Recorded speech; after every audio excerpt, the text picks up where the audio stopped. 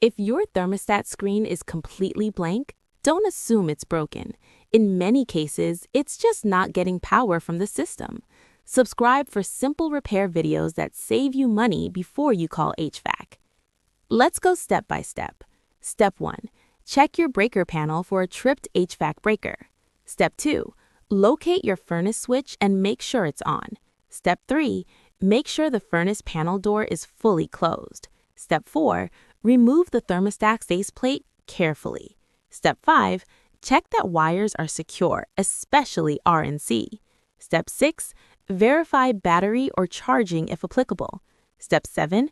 Check for furnace status lights. Step 8. If still blank, it may be wiring or fuse related.